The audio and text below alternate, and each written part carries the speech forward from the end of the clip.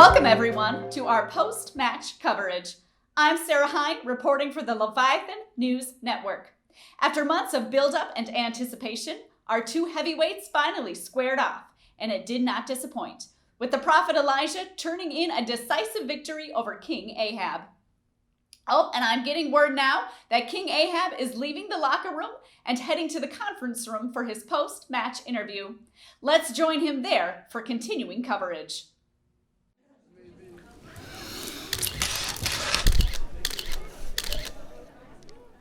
How did you feel about today's performance? Yeah, what can you say? At the end of the day, you win some, you lose some. And this one just didn't go the way that we wanted. But I know Jezebel still supports me. We're going to keep battling through this thing and going to make sure that we're ready to go for next time. Is there anything that you wish you would have done differently tonight?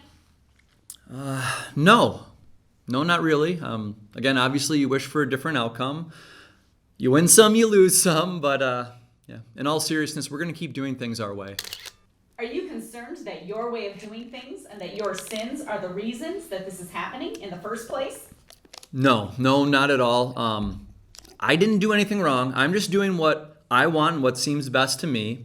Disobeying God, idolatry, why does God care so long as it makes me happy, right? And it's not like I'm doing anything different than everyone else in the kingdom is doing. So, honestly, who is this hurting, right? You could argue that with this drought that your sins are hurting everyone. No, nope. You can't put that on me. That's not true. And if you want to blame someone, blame God and Elijah. They are the ones who are responsible. So even after everything that happened today and all the problems as a result, you're still not going to admit that maybe you made a mistake? Nope.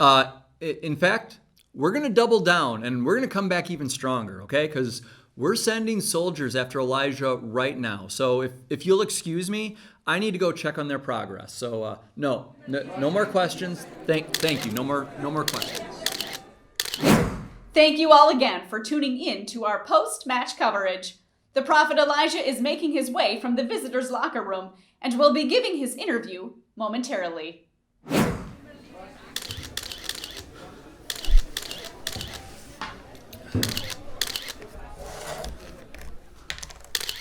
Elijah, tell us how you're feeling after your strong performance today. Yeah, I'm feeling pretty good. I've been preparing all week, working hard, and it's good to just get out there and execute. I stumbled over a few of my words here and there. I felt like I had a frog in my throat at one point, but I just stuck with the game plan. I fought through adversity, and I'm really happy with the outcome. So we all know about your rivalry with King Ahab.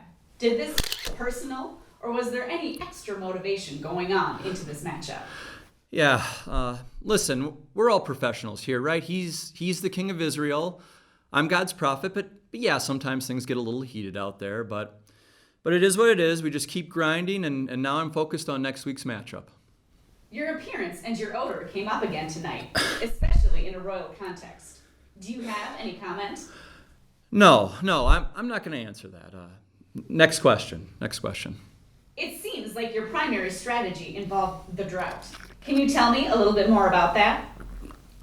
Well, I'd really love to take credit, but credit where credit is due. That was all God. I'm just the messenger. And Ahab's sins were way out of control and just getting worse. And as a result, the entire country was following him and thinking that these things were okay, and they're not. So now there won't be rain in the land until God instructs me to pray for it.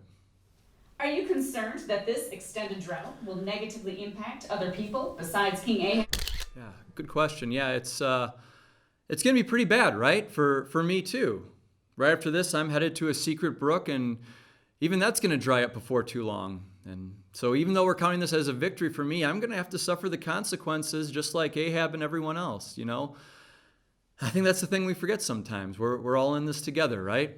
In our faith and in our lives. When we sin, it's not just about us individually on the personal level. It affects all of us, and it has far-reaching consequences. And in the same way, when a person turns to God, not only does it impact them, but it spreads and blesses others. So, love to talk more about that, love to say more, but I know Ahab's soldiers are on their way to get me right now, so I gotta go into hiding. But so thank you. No more questions. No, thank you. Thank you all again for joining us for our post-match coverage. I'm Sarah Hine for the Leviathan News Network. See you again next time.